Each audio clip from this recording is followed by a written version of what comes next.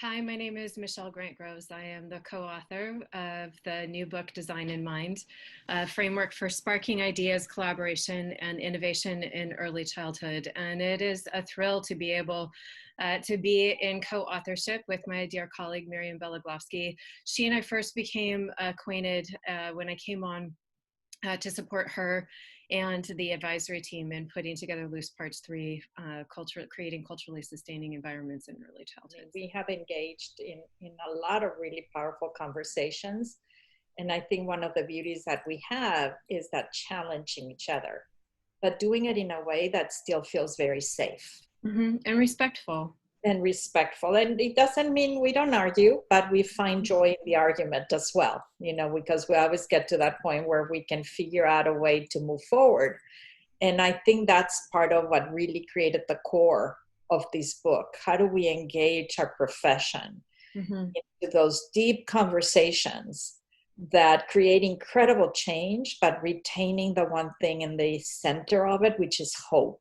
We know that with the dilemmas that we're faced with on a day-to-day basis, whether it is from large global pandemics, racial injustice, looking at global climate change, to how do we manage to integrate QRIS criteria into project-based learning and family engagement and empowerment strategies and food programs and federal guidelines. I mean, the daunting weight of what our early education professionals, educators, and practitioners are faced with on a day-to-day basis is really quite heavy. And so we wanted to really come together to provide a simple framework of design thinking, collaborative design thinking that could help our readers really think about how to simplify complex situations, complex decisions, and approach it from a collaborative space and approach it from a collaborative mindset.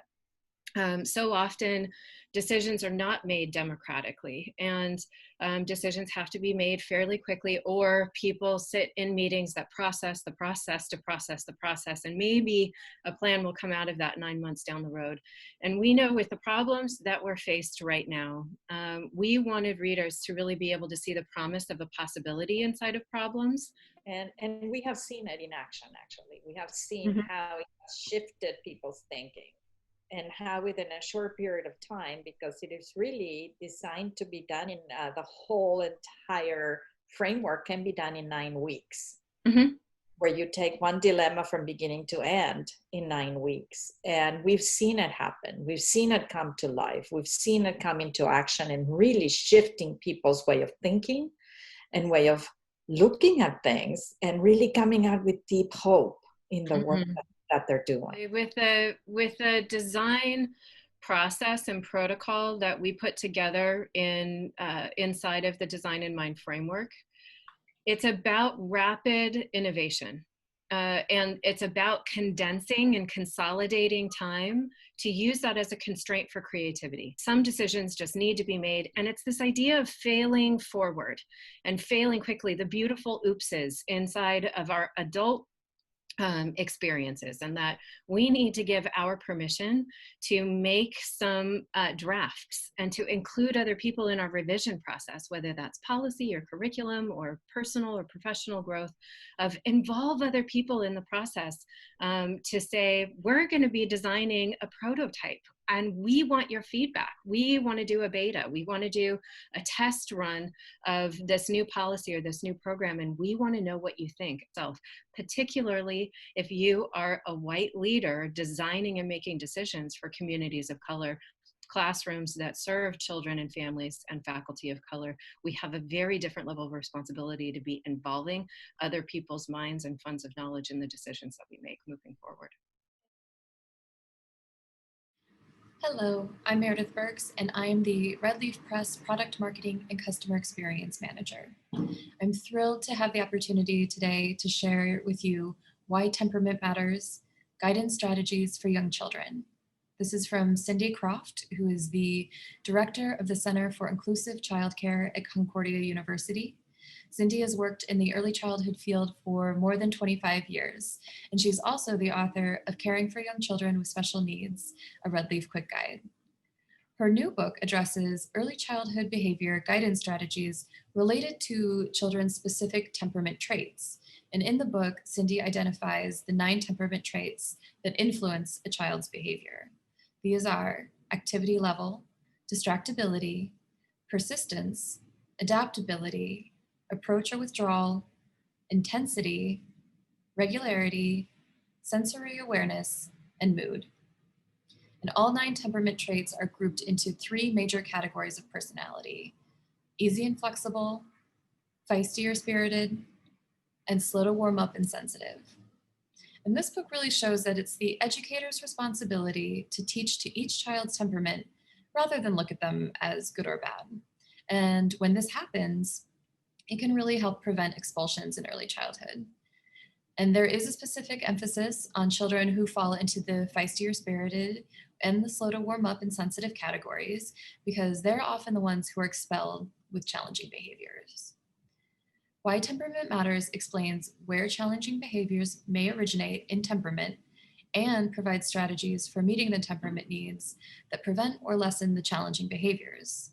So we see this as having a real impact in practical application and in potential course adoption. I hope you enjoy hearing directly from the Redleaf Press authors from our spring 2021 list, and thank you for everything that you guys do. My name is Claire Vallotton. I'm an associate professor of human development and family studies at Michigan State University, and I'm a scientist of child development working to help the world better understand babies and to support their parents and educators, who are the most important influences in their lives. I'm also the coordinator of CUPID, which is the Collaborative for Understanding the Pedagogy of Infant-Toddler Development. CUPID is a group of more than 60 scholars across dozens of universities in the United States who all teach in early child education programs. I'm Holly Brophy-Herb. I'm a former toddler teacher and a professor in the Department of Human Development and Family Studies here at Michigan State University. I've been training teachers for about 25 years, and specifically I'm trained as an infant mental health specialist. Hi, I'm Lori Roggman. I am Professor Emeritus in Human Development at Utah State University, and I have spent my research career looking at infant development and how parents and other caregivers support that development. Hi, I'm Rachel Chazan-Cohen. I'm the Director of Early Childhood Education at the University of Connecticut. We are the 4 lead authors of Working Well with Babies, but we are not the only authors. And the work in the book really represents the thinking and collaboration of a large group of scholars who've been working in this field for a long time. We were talking about the frustrations we faced in teaching. And we were all teaching university classes focused on infants and toddlers. And there were all these chronic misunderstandings about infants and toddlers, about their parents, about the work of educating infants and toddlers.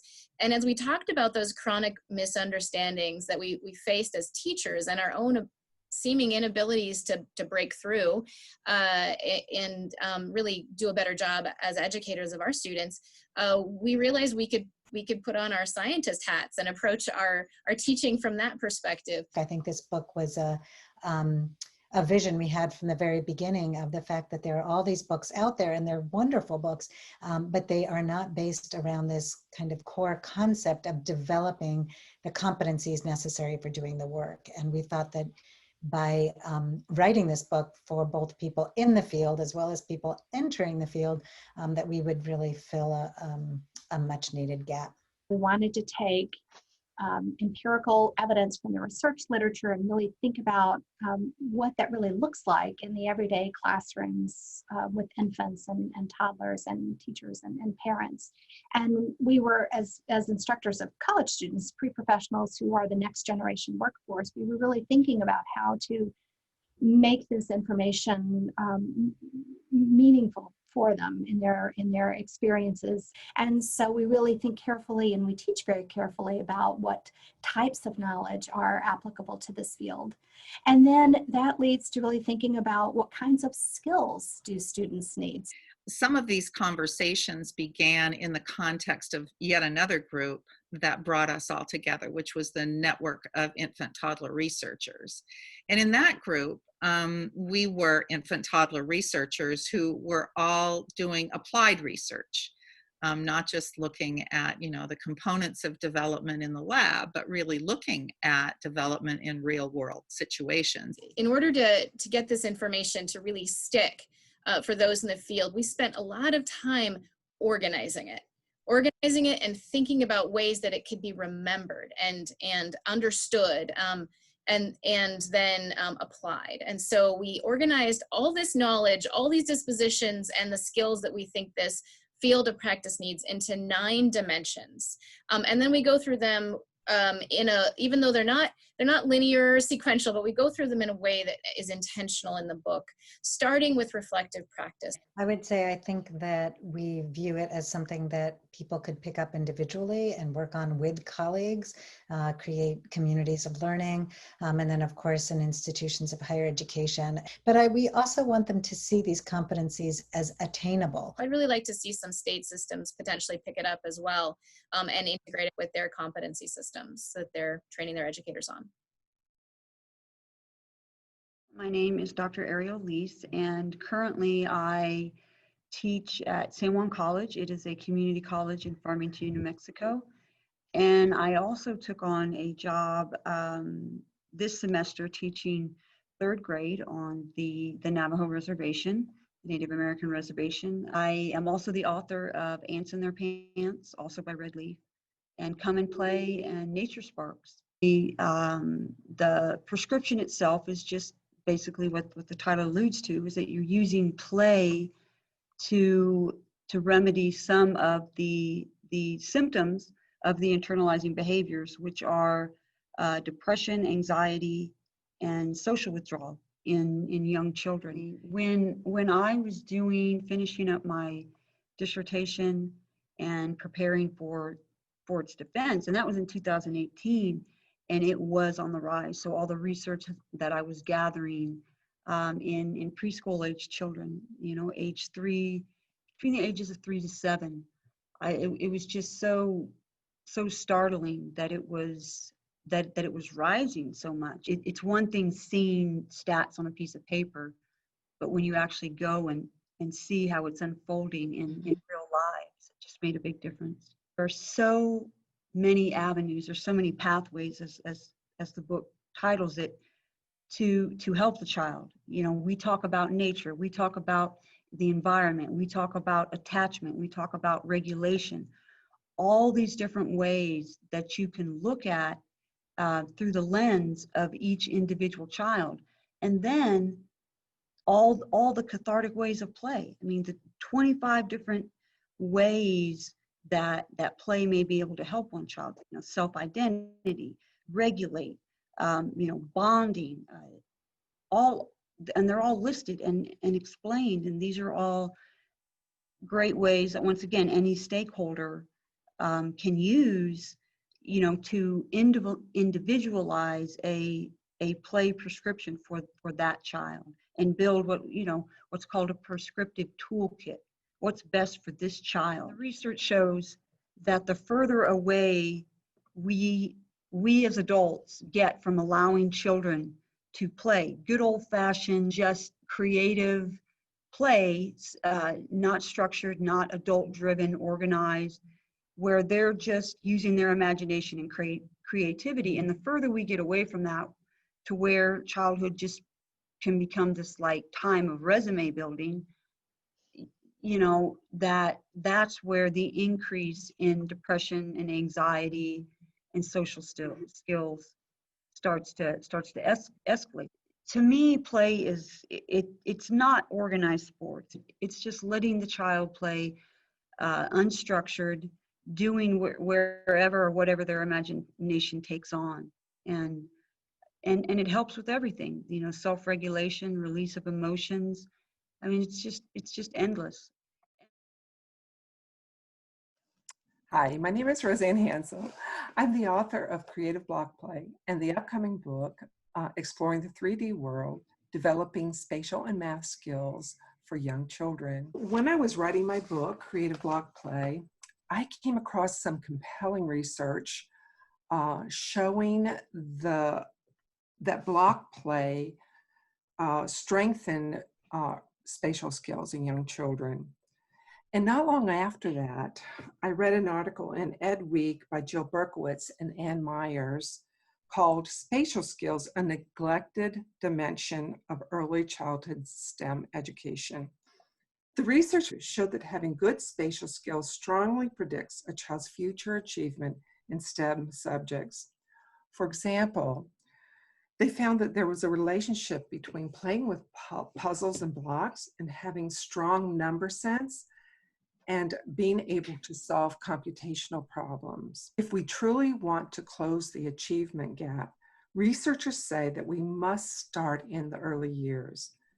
Children living in poverty, children with disabilities, children of color, girls, English language learners, and any child who learns better with a visual spatial approach to STEM subjects will benefit from the development of their spatial skills.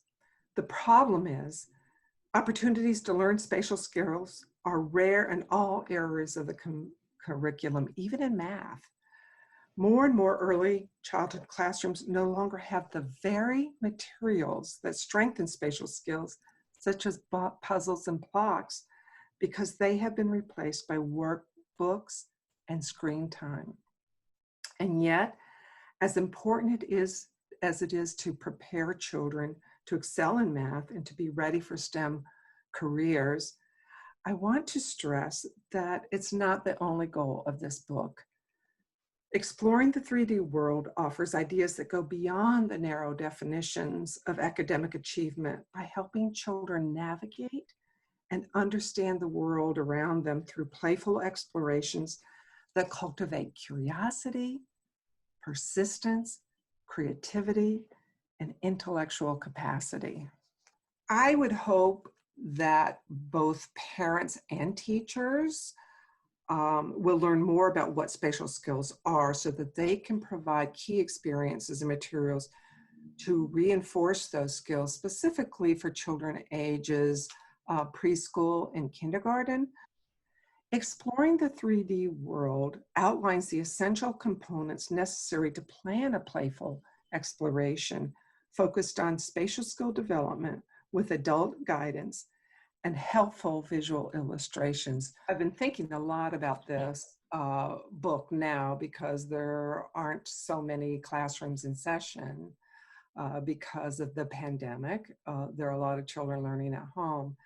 And I believe that this book will be very valuable for both the educator working at home and for parents who are trying to teach children at home and who are really looking for ways to provide experiences for children off screen with hands-on materials. I am Dr. Marla Lohmann. I'm an associate professor of special education. One of my areas of expertise is classroom management and supporting teachers with behavior challenges in the classroom. And my book is Positive Behavior Interventions and Supports for Preschool and Kindergarten. Positive Behavior Interventions and Supports, the acronym for this is PBIS, and PBIS is a 3-tiered model. It is a triangle for providing supports for all children in the classroom. All learners in the classroom receive supports under the PBIS pyramid. At the bottom of the pyramid, we provide instructional supports and behavior supports for all children. So it is teaching our expectations, having really clear rules and procedures and routines in our classroom. Most of our kiddos are going to do what we want with those supports in place, but some are going to need extra support, and they get extra support farther up in the triangle in tiers 2 and 3. And for students who need that extra support, we provide individualized or small group interventions to support them in meeting the behavioral and social emotional expectations in our classroom. PBIS was initially created for K-12 schools, for the public schools. However, there has been quite a bit of research done that indicates that it is equally effective for young children. We just hadn't been using it for young children, and we hadn't done an excellent job of training teachers how to use it. But what we know is that when we walk into a preschool classroom, the children who are struggling behaviorally and social emotionally, that continues. And so those same children who are struggling in preschool and kindergarten are going to continue to struggle unless we put into place strong procedures and evidence-based practices like PBIS. And so my book is created to help teachers understand how to implement the PBIS framework. There are a few other books that do this. However, they are a little more technical.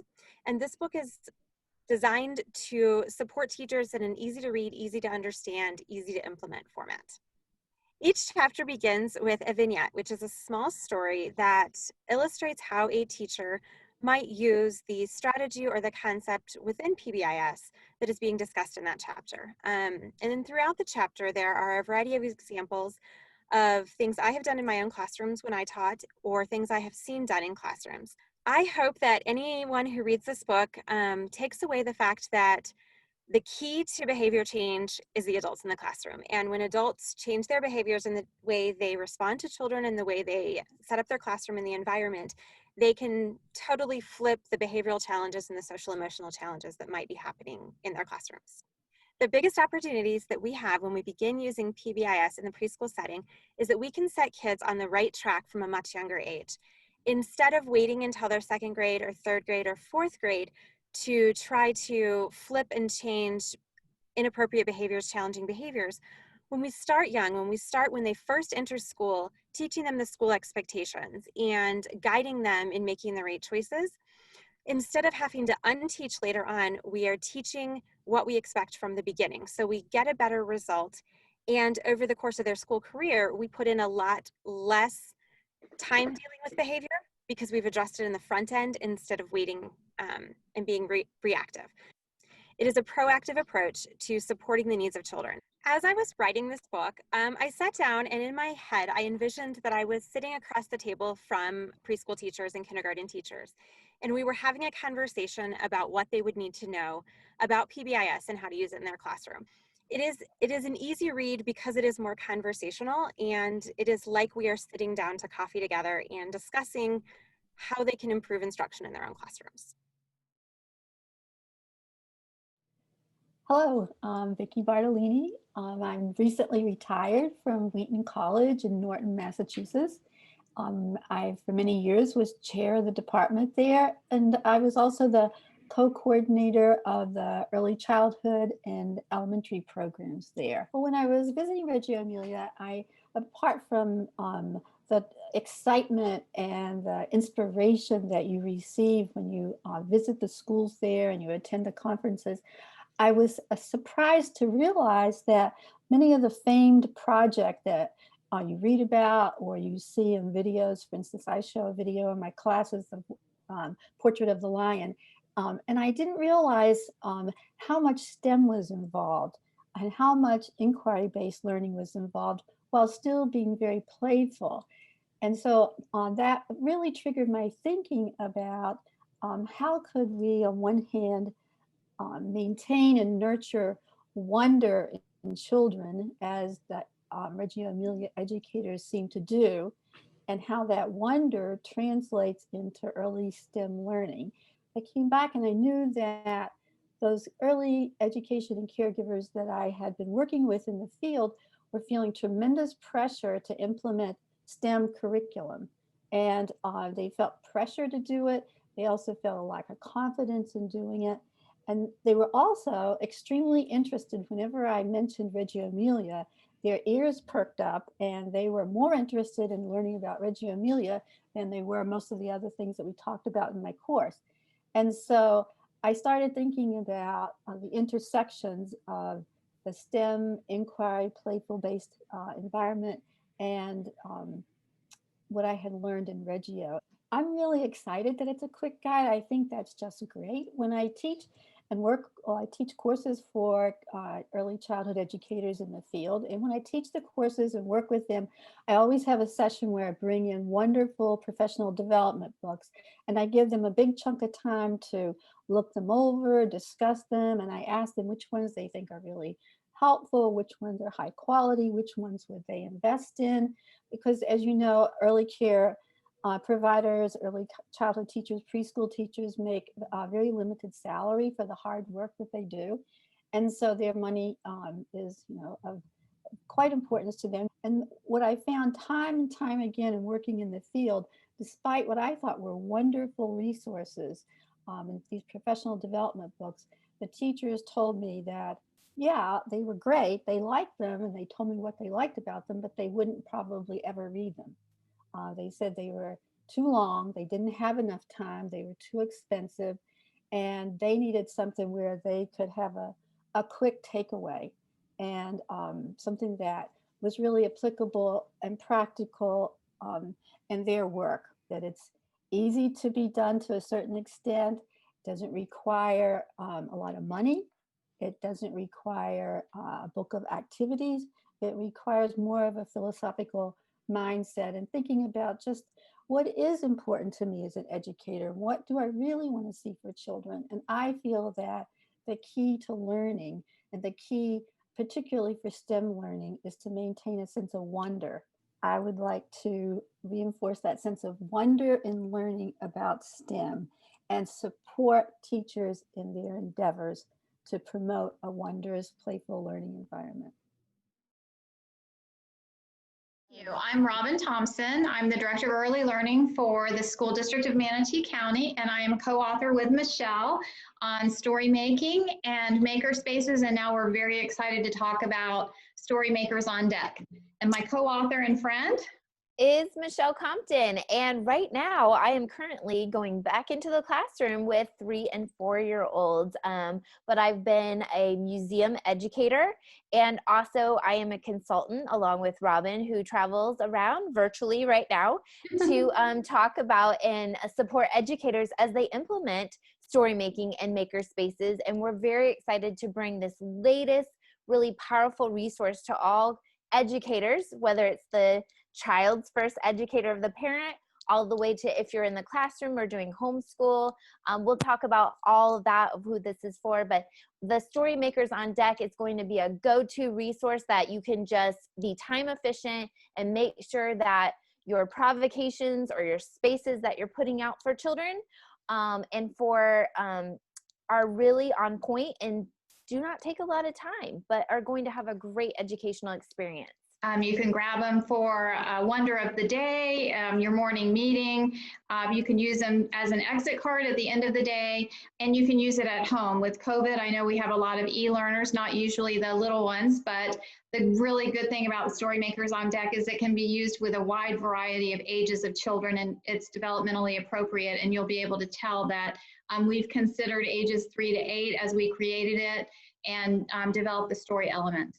The card deck, that is really that go-to resource for any educator, is going to be broken down into story elements so that every educator will have an opportunity to inspire their children with story ideas, with story leads, with character development, setting development, elaboration techniques, and then how to teach their children how to close a story, which we know these are all the components that really help them be whether they're writing in the air as a beginning toddler, understanding how stories work, all the way to the child who can write marks on paper to then proficient writers. We found that if we divide it up by particular materials, children get to know the materials better and interact with them and learn about their form and function.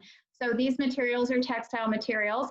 There's a picture of the material on the front of each card, and they all are different. And the materials are labeled, so you can see this is ribbons. And then there's a kind of like a question just to launch the investigation. So we know that teachers and also children of all ages need a little bit of inspiration about what they could possibly make. So then we have an example of what a child actually made and how they began to really tinker with those materials, lay them out, and then start to imagine and share a story that was coming based on that question or that provocation to launch it. One thing that we were getting messaged about is, just more techniques like, okay, I did the unit out of the book or I set up this makerspace, but what else can I do? And the reason we made it is because our teachers, our parents had asked for a resource like this. And so we stay tuned and we are providing that resource for them. I think this is like a really helpful support, that to know that I don't have to read a long book. I can just have this card deck. These are not materials that you have to buy. These are materials that you find in your junk drawer, in your closets, in your garages, that are easily accessible. People are overwhelmed. They want to provide the best for their kids and for their children in the classroom. And this provides that extra step to help them do all of that with a limited amount of prep time.